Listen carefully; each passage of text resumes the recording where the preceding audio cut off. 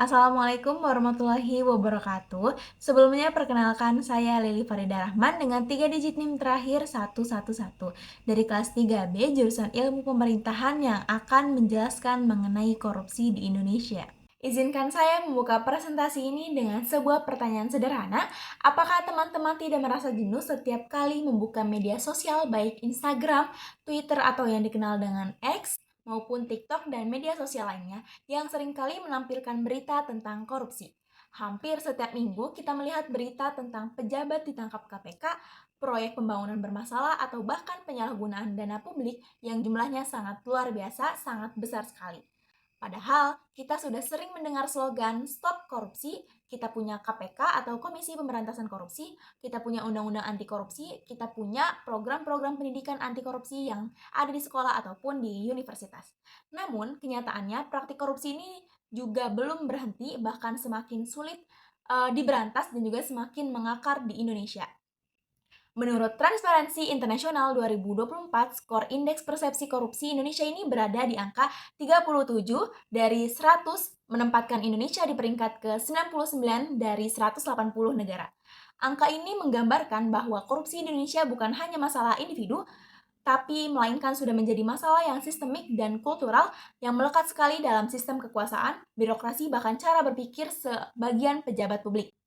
Karena itu, slogan "Stop Korupsi" seharusnya tidak berhenti dalam spanduk ataupun kampanye publik saja, tapi kita harus menjadi kesadaran kolektif yang dimulai dari pemahaman, pendidikan, dan juga budaya integritas dalam kehidupan kita sehari-hari. Melalui presentasi ini, saya akan menjelaskan secara runtut dan komprehensif mengenai bagaimana korupsi terbentuk dan perkembangan dari masa prakolonial bahkan masa sampai dengan masa reformasi. Apa saja faktor penyebab dan juga kegagalan lembaga anti korupsi. Dan terakhir adalah bagaimana pendidikan anti korupsi dan sistem integritas nasional dapat menjadi solusi nyata untuk bangsa kita. Oke, selanjutnya di sini sebelum masuk ke pembahasan, saya akan menjelaskan tentang teori-teori yang. Nah, untuk memahami mengapa korupsi di Indonesia ini sangat sulit diberantas, kita melihat bukan hanya dari sisi hukum, tapi kita juga bisa melihat dari teori sosial dan juga tata kelola pemerintahan. Nah, secara umum ada 3 kerangka teori yang akan dipakai, yaitu yang pertama dari Robert Klitgard, terus yang kedua ada dari Susan Rose, Ackerman, dan juga yang terakhir ada dari Farazman. Nah, teori yang pertama yaitu adalah Robert Klitgard. Nah, Robert Klitgard ini menjelaskan bahwa korupsi terjadi ketika ada kekuasaan yang besar, kebebasan mengambil keputusan tanpa pengawasan, dan juga lemahnya akuntabilitas. Nah, ia merumuskan ada formula yang terkenal yaitu C sama dengan M plus D min A. Nah, yaitu artinya adalah corruption, C itu corruption, M itu monopoly, D itu discretion, dan juga A itu accountability. Nah, artinya ketika korupsi ini muncul, seseorang atau lembaga memiliki monopoli kekuasaan dan juga diskresi untuk membuat keputusan tetapi tanpa kontrol dan pertanggungjawaban publik. Nah, jadi teori Klitgard ini memberi dasar pemahaman bahwa kekuasaan tanpa pengawasan adalah sumber utama korupsi. Oke, selanjutnya adalah teori dari Susan Rose Ackerman, yaitu menjelaskan bahwa korupsi dari perspektif kelembagaan dan ekonomi. Menurutnya, korupsi ini adalah hasil dari desain kelembagaan yang gagal dan sistem insentif yang salah. Pejabat publik akan tergoda untuk melakukan korupsi jika keuntungan dan perbuatan itu akan lebih besar daripada risiko yang lebih atau akan harus ditanggung. Maka, pemberantasan korupsi tidak cukup dengan menambah hukuman, tapi juga mendesain ulang sistem birokrasi agar lebih transparan, memberi penghargaan untuk orang yang jujur, dan juga menciptakan risiko tinggi bagi pelanggar, entah itu dari hukuman dan lain sebagainya. Nah, selanjutnya adalah teori Ali Farazman. Nah, Farazman ini menekankan bahwa akar korupsi tidak hanya berasal dari struktur kekuasaan atau kelembagaan, tapi karena hilangnya moral governance, yaitu tata kelola pemerintahan yang berlandaskan nilai moral, etika, dan juga integritas. Ia berpendapat bahwa reformasi birokrasi ini seringkali gagal karena hanya memperbaiki struktural administratifnya, tapi bukan memperbaiki karakter moral aparat negaranya itu sendiri. Dari ketiga teori-teori yang saya pakai tadi, itu dapat disimpulkan bahwa korupsi Indonesia tidak hanya dilihat dari satu aspek saja, tapi bisa bermacam-macam, yaitu Klitgard ini kan menjelaskan bahwa korupsi ini kekuasaan tanpa kontrol menciptakan ruang korupsi. Sedangkan Rose ini menyatakan bahwa mengapa korupsi ini masih Terus saja itu karena kelembagaan ini yang salah dan juga memperkuat perilaku koruptif. Nah, sedangkan menurut Farazmin, ia menekankan bahwa reformasi ini tanpa moralitas tidak akan berhasil.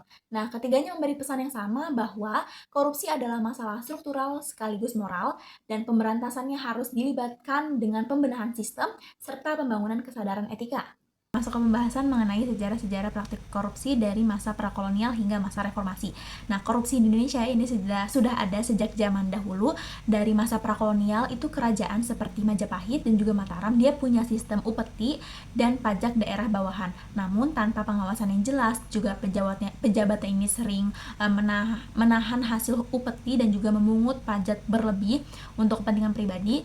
Kebijakan-kebijakan ini seperti tanah perdikan, tanah bebas pajak untuk bangsawan menunjukkan bahwa jabatan ini pada masa itu dianggap hak istimewa bukan amanah moral. Masa kolonial di mana praktik korupsi ini semakin terstruktur. Pejabat VOC ini kerap menerima suap dan juga menyelewengkan perdagangan rempah-rempah hingga yang menyebabkan kebangkrutan VOC pada 1799. Nah, setelahnya pemerintah Belanda ini kan menerapkan kebijakan kultur stelsel atau tanam paksa. Lalu petani ini dipaksa menanam tanaman ekspor, sementara pejabat kolonial ini dia mengambil keuntungan dari hasil-hasil rakyat. Setelah merdeka itu ada masa Orde Lama, yaitu korupsi ini muncul dalam bentuk penyalahgunaan lisensi impor dan devisa. Kasus-kasusnya itu seperti korupsi di Bank Industri Negara pada tahun 1960 yang menjadi sorotan publik. Pemerintah ini memang sebenarnya membentuk lembaga pengawas seperti Paran dan juga Kotrar, tetapi gagal karena keduanya ini ada campur tangan politik dan juga lemahnya hukum. Nah, lalu beranjak pada masa Orde Baru, itu korupsi justru menjadi bagian dari sistem kekuasaan, di mana proyek-proyek besar seperti Pertamina di bawah Ibnu Sutowo dan juga Taman Mini Indonesia Indah (TMII) yang menunjukkan praktik nepotisme dan juga penyalahgunaan dana negara. Walau memang sudah ada lembaga-lembaga seperti TPK atau Tim Memberantas Korupsi, tapi memang kebijakan-kebijakan itu menjadi formalitas saja, dan juga pada saat itu korupsi ini justru dilindungi oleh struktur politik yang sangat kuat. Nah, pada era reformasi 1998 hingga sekarang itu lahirlah KPK pada tahun 2002, dan kebijakan transparansi digital itu sudah ada pada masa reformasi ini, dimana tapi masih ada kasus-kasus besar nih seperti kasus korupsi IKTP dan juga BTS 4G Kominfo tahun 2023 yang menunjukkan korupsi ini memang belum hilang tapi memang berganti bentuknya saja gitu. Ada revisi UU KPK tahun 2019 bahkan dinilai melemahkan independensi dari lembaga anti korupsi. Lalu pembahasan selanjutnya mengenai jenis dan juga pola-pola korupsi. Dan berdasarkan data dari ICW pada tahun 2023 itu terdapat 791 kasus korupsi dengan 1.665 terdakwa dan total kerugian ini mencapai 28, triliun lebih. Nah, jenis kasusnya ini lebih dominan kepada penyalahgunaan anggaran dan juga suap di lingkungan pemerintah daerah. Pola korupsi ini sifatnya massal, berulang, dan juga melibatkan daerah serta pejabat publik. Di kasus kualitatifnya itu di mana ada beberapa kasus besar yang menjadi contoh nyata lemahnya integritas dan juga pengawasan birokrasi. Pertama, kasus eKTP itu proyek digital nasional dengan kerugian negara mencapai triliunan rupiah yang memperlihatkan adanya kolusi antara pejabat publik dan juga pihak swasta. Lalu yang kedua itu ada kasus yang Kominfo 2023 itu menimbulkan kerugian sekitar 8,3 triliun yang menunjukkan penyalahgunaan wewenang dan lemahnya akuntabilitas proyek pemerintah. Dan ketiga itu ada kasus Kementerian Pertanian yang menggambarkan masih kuatnya budaya jual beli jabatan dan juga patronase politik.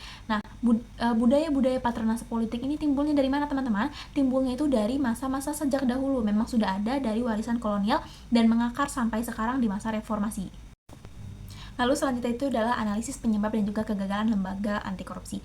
Menurut Robert Klitgaard, itu korupsi kan muncul karena adanya monopoli kekuasaan dan juga diskresi tanpa akuntabilitas. Yang tadi rumusnya itu C sama dengan M plus D min A. Hal ini masih terjadi di birokrasi Indonesia yang memang cenderung tertutup dan juga sangat hierarkis. Itu ada rekomendasi strategis pemberantasan korupsi. Agar pemberantasan korupsi ini lebih efektif, perlu beberapa langkah strategis, yaitu yang pertama memperkuat independensi KPK dan koordinasi antar penegak hukum agar bebas dari intervensi politik. Karena pada masa saat ini itu KPK cenderung lebih banyak ada intervensi-intervensi politik. Implementasikan pendidikan anti korupsi yang integritas secara menyeluruh di sekolah, kampus, dan lembaga pemerintah. Karena itu adalah dorong partisipasi masyarakat dan juga perlindungan pelapor untuk jerat hukum setimpal atau seberatnya. Karena saya lihat bahwa ada di laporan itu yang menyatakan bahwa korupsi ini ada tingkat hukumannya, tapi yang lebih banyak itu ada di tingkat sedang. Sedangkan di tingkat berat ini hanya sedikit saja. Nah, cukup sekian, kurang lebihnya mohon maaf. Wassalamualaikum warahmatullahi wabarakatuh.